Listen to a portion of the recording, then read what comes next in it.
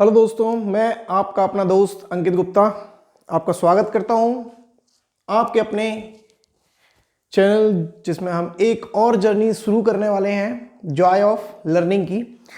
तो जैसा कि आज हम अपने चारों तरफ देख रहे हैं कि काफ़ी बहुत तेज माहौल गरमाया हुआ है और बहुत सारे फॉर्म निकल रहे हैं, बहुत सारी गवर्नमेंट पोस्ट निकल रही हैं और इन्हीं सारी गवर्नमेंट पोस्टों के बीच में एक और पोस्ट भी आई है जिसको हम केवीएस के नाम से जानते हैं। टीचरों की भर्ती के लिए ये पोस्ट लाई जाती है केंद्रीय विद्यालय के द्वारा समय समय पर। और इस साल भी किस्मत से कहें तो हमको ये मौका मिला है कि हम अपनी जॉब को जो है निश्चित कर सकते हैं कि केंद्रीय विद्यालय में ऐसे जितने भी छात्र, जितने भी साथी, जितने भी दोस्त तैयारी कर रहे हैं उन सभी के लिए ये वीडियो बहुत महत्वपूर्ण होने वाला है। जो भी बच्चा मैथ्स के लिए टीजीटी के लिए मैथ्स सेक्शन से फॉर्म डालने वाला है या डाला हुआ है उसके लिए ये वीडियो बहुत ज़्यादा फायदेमंद होने वाला है। और मैं वादा करता हूँ कि चूंकि ये मैथ्स का वीडियो है तो आपको इससे वैल्यू बहुत ज़्यादा ऐड हो जाएगा, वैल्यू एडिशन बहुत ज़्यादा होगा। छोटे छोटे 2-2 मिनट के 3-3 मिनट के सेशंस में दूंगा जिसकी 7-8 वीडियोज़ होंगी और उन सारी वीडियोस को अगर आप देखते हो तो बहुत ज़्यादा वैल्यू एडिशन आपको मिल जाता है। तो मैं आपसे रिक्वेस्ट करूंगा कि आप मेरे साथ लास्ट तक बने रहें। और चलिए तो अपन शुरू करते हैं। तो ये जो वीडियो है ये सारी की सारी 10th क्लास के बच्चों के लिए भी बहुत ज़्यादा महत्वपूर्ण है, तो वो लोग भी देखें। और अगर कोई भी बच्चा गणित से डरता है, गणित यानी कि मैथ से डरता है, तो वो बच्चा जरूर देखे, क्योंकि मैथ्स की बेसिक अंडरस्टैंडिंग अपन यहाँ पे लेंगे बहुत सारे टॉपिकों के साथ। तो एक साथ एक प्लेटफॉर्म पे आपको बहुत सारे टॉपिकों की बहुत कम समय में सटीक जानकारी अगर कहीं से प्राप्त हो रही है तो आपको ले लेना चाहिए, तो बहुत ज़्यादा वैल्यू एडिशन करेगा। तो मैथ्स, इसके कुछ टॉपिक्स हैं। तो मैथ्स की कुछ ब्रांचेस अपन पढ़ते हैं। सबसे पहले अपन यहाँ पे देखते हैं कि अलजेब्रा होता है।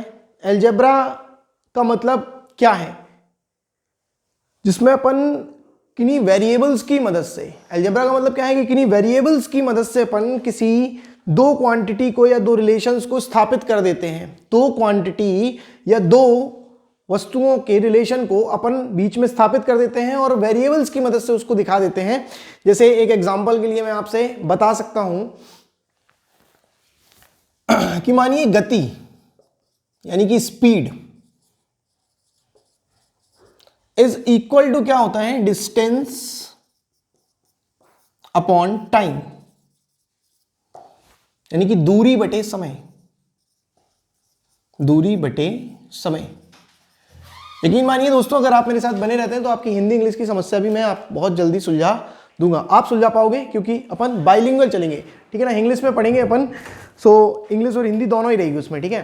तो अगर अपन यहाँ पे देखते हैं तो यहाँ पे 3 क्वांटिटी हैं। पहली जो क्वांटिटी है उसको क्या बोलेंगे अपन, स्पीड बोलेंगे, यानी कि गति, ठीक है। दूसरी जो क्वांटिटी है वो क्या है, समय, टाइम।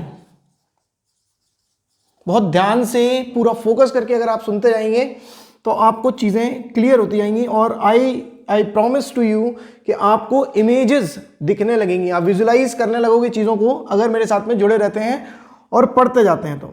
अब यहां पे क्या है, दूरी, डिस्टेंस, यानी कि दूरी।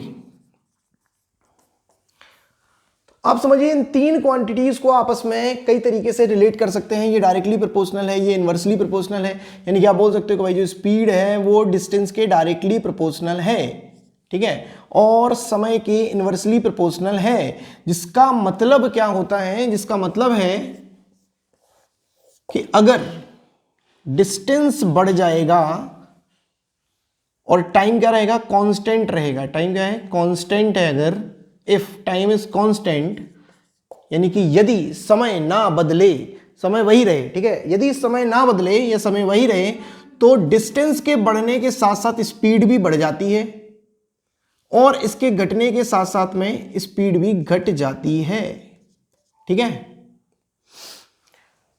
सिमिलर वे में ये इनवर्सली प्रोपोर्शनल कहलाता है, ठीक है। और यहाँ पे जो इन्वर्सली प्रोपोर्शनल है यानी कि ये समानुपाती है और ये व्युत्क्रमानुपाती है, ये समानुपाती है, ये व्युत्क्रमानुपाती है, ठीक है। इसको क्या बोलते हैं, S is directly proportional to D, यानी कि एस समानुपाती डी, यानी कि स्पीड डिस्टेंस के समानुपाती है, समान अनुपात में है, यानी कि हिंदी बहुत अच्छी भाषा है, समान अनुपात है यानी कि डायरेक्टली प्रोपोर्शनल है, ठीक है ना। याद रखिएगा यहाँ पे क्या है, directly proportional is equal to समानुपाती, यानी कि समान अनुपात में, और क्या है, इनवर्सली प्रोपोर्शनल, इनवर्सली प्रोपोर्शनल यानी कि व्युत्क्रमानुपाती में, व्युत्क्रमानुपाती। व्युत्क्रमानुपाती का मतलब क्या है, एक बढ़ेगा, मान के चलो कि स्पीड को हम मान लेते हैं, हम टाइम को बढ़ाते हैं, अगर हमने टाइम को क्या कर दिया, बढ़ा दिया, और किस कंडीशन में, यहाँ पे देखो टाइम और स्पीड है, टाइम और स्पीड है, टाइम और स्पीड है, तो क्या नहीं है, डिस्टेंस नहीं है, डिस्टेंस क्या हो जाएगी, कांस्टेंट हो जाएगी, यानी कि ये बदलेगी नहीं, ये सेम डिस्टेंस रहेगी, ठीक है, ये कांस्टेंट है। तो अगर टाइम को बढ़ा देंगे तो स्पीड क्या हो जाएगी, घट जाएगी, टाइम को बढ़ा देंगे तो स्पीड क्या हो जाएगी, घट जाएगी, ठीक है। और अगर टाइम को घटा देंगे तो स्पीड बढ़ जाएगी, यानी कि क्या हो रहा है, यहाँ पे उल्टा चल रहा है, यहाँ पे क्या है, उल्टा चल रहा है, अपोजिट है ना, इसलिए क्या बोला, इनवर्स। इनवर्स का मतलब क्या होता है, व्युत्क्रमानुपात में, यानी कि उल्टा। एग्जाम्पल के लिए अगर मैं आपसे बोलूं कि 2 का इनवर्स, इनवर्स यानी कि व्युत्क्रम क्या है, 2 का इनवर्स क्या है, तो 1/2 बोल दोगे आप। इस तरीके से अगर मैं बोलूं कि 7/8 का इनवर्स क्या है, तो आप 8/7 बोल दोगे, है कि नहीं। और इसको रिप्रेजेंट कैसे करते हैं, क्या इनवर्स लिखना पड़ेगा, नहीं भैया बिल्कुल नहीं, 7/8 को बेहतरीन ब्रैकेट के अंदर डालो और -1 की पावर लगा दो, तो ये जो -1 की पावर है ना, जिसको बोलते हैं इनवर्स, क्या बोलते हैं, इनवर्स, ठीक है। तो -1 की पावर का नाम है इनवर्स, याद रखना, -1 की पावर का नेम क्या है भैया, name, name of -1, name of -1 क्या है, इनवर्स, ठीक है ना। तो देखो ऐसे जैसे मैं लिख रहा हूँ, ऐसे भी आप लोग छोटे छोटे नोट्स बना सकते हो मेरे साथ में, और आप जितना ज़्यादा लिखते हो ना उतना ज़्यादा आपको याद होता है। तो याद रखना, मैथ्स एक ऐसा सब्जेक्ट है जो आप पढ़ोगे नहीं कॉपी में, है ना, कोई सब्जेक्ट तो है नहीं रीडिंग करने वाली, आपका हाथ और आपके पास में कॉपी होनी चाहिए, ठीक है, और इसमें आप लगातार लिखोगे, ठीक है। जितनी ज़्यादा प्रैक्टिस करोगे उतनी ज़्यादा बनेगी, उतनी जल्दी बनेगी और उतनी शुद्ध बनेगी, ठीक है। तो ये क्या है, डायरेक्टली प्रोपोर्शनल है, इनवर्सली प्रोपोर्शनल है, ठीक है। इस तरीके से अपन ने क्या किया, दो जो राशियां हैं उन राशियों को अपन ने किसी भी प्रकार से क्या किया, एक दूसरे से रिलेटेड कर दिया, कंडीशन दे दी अपन ने, टाइम कांस्टेंट है, डिस्टेंस कांस्टेंट है। इनको एग्जांपल के रूप में मैं समझा सकता हूं, तो आपको एक एग्जांपल की मदद से समझाया जाता है, ठीक है। ये जो एक एग्जांपल है, आप ये समझिए कि ये एक शुरुआत है जो अपन ने कर दी है, और इस शुरुआत से अंत तक अगर अपन लोग साथ में बने रहते हैं तो आप यकीन मानो कि गणित आपको पीस ऑफ केक लगेगा, ठीक है। पीस ऑफ केक मतलब जस्ट उठाया और खा लिया बस, ठीक है। तो अपन स्टार्ट करते हैं। यहाँ पे सपोज करते हैं एक छोटा सा एग्जांपल ले लिया अपन ने, ठीक है, कि मान लेते हैं कि ये एक पॉइंट है ए और दूसरा पॉइंट ये है बी, ठीक है। यहाँ से यहाँ तक की जो डिस्टेंस है वो है 20 किलोमीटर, ठीक है। कितनी है, 20 किलोमीटर, है ना। अब अपन यहाँ पे क्या करते हैं कि ये वाला कर रहे हैं अपन, कौन सा वाला, सेकंड वाला, ठीक है। This is first one and this is second one, ठीक है। अपन को यहाँ से 2 से 3 चीज़ें दिमाग में रखनी है, ठीक है। 2 से 3 चीज़ें क्या, कि अपन यहाँ पर मैथ्स को समझ रहे हैं, ना कि मैथ्स को पढ़ रहे हैं। तो मैथ्स को समझ रहे हैं तो बहुत चीज़ें अपन को एक साथ में लेके चलना पड़ेगा। पहली चीज़ क्या ले रहे हैं अपन, डायरेक्ट इनवर्स का कॉन्सेप्ट समझेंगे, इसी के साथ में डिस्टेंस, टाइम और स्पीड से रिलेटेड क्वेश्चंस के लिए कॉन्सेप्ट भी समझेंगे, ठीक है। और उसको कैसे रिप्रेजेंट करेंगे वो देखेंगे बहुत ध्यान से, ठीक है। बीच में ये इनवर्स की तरह जो प्रॉपर्टीज हैं उनको मैं एक्सप्लेन करते चलूंगा आपको, तो किसी भी, और अगर आप जितना ज़्यादा कमेंट करेंगे, जितना ज़्यादा मुझे बताएंगे कि और मैं कैसे इसको इम्प्रूव कर सकता हूँ और क्या क्या आपके लिए कर सकता हूँ, तो आप कृपा करके बिल्कुल आप लिखें, बिल्कुल मैं I will be happy to read all these comments, जो भी आप हमको सजेशंस के रूप में देंगे। तो अभी अपने यहाँ पे आ जाते हैं अपने टॉपिक पे। तो यहाँ पे 20 किलोमीटर डिस्टेंस इन दोनों पॉइंटों के बीच की। अब सोचिए जरा कि अगर मान के चलते हैं कि एक जो कोई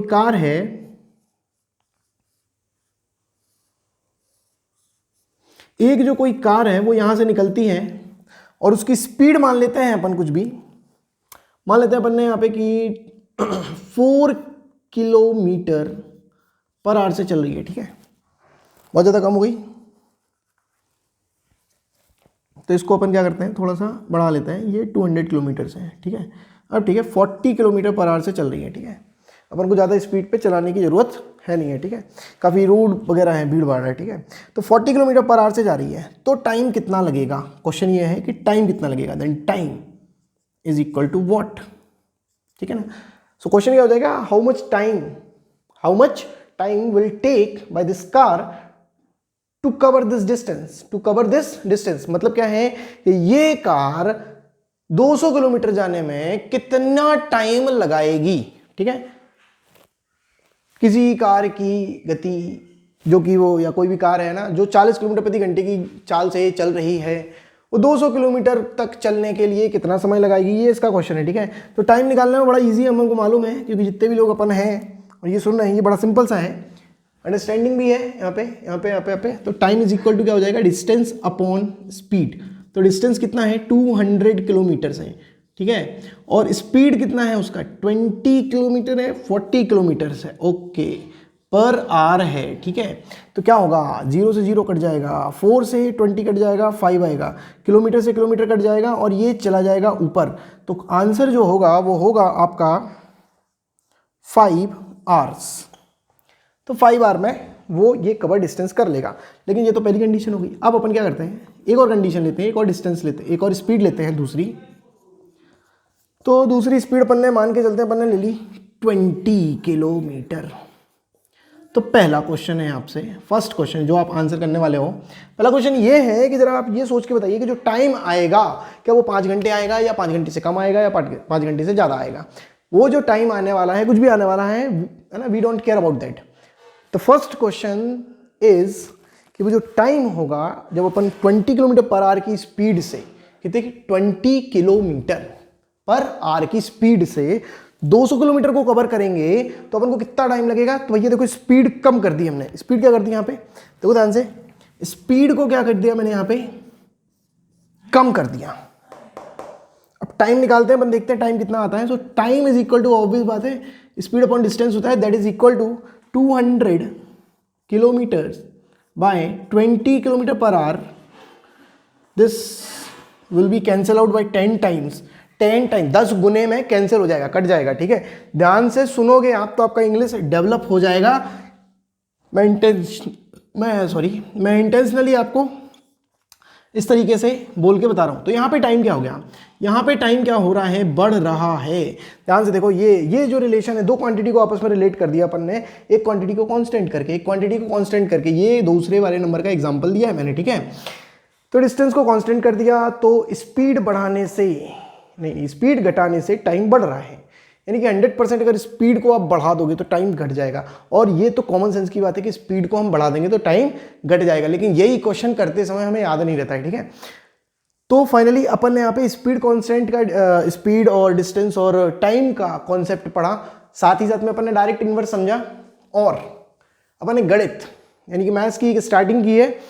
इसकी ही नेक्स्ट वीडियो बहुत जल्दी आपके सामने उपस्थित हो जाएगी। तो कृपा करके आप इस वीडियो को, अगर आपने थोड़ा सा भी पसंद किया है, कुछ भी वैल्यू एडिशन हुआ है, तो आप प्लीज़ इसको लाइक करें, शेयर करें, कमेंट करें और मुझे इम्प्रूव करने के लिए मोटिवेशन दें। Thank you. मैं आपका दोस्त अंकित गुप्ता आपका फिर से स्वागत करने के लिए बहुत जल्दी मिलूंगा। धन्यवाद।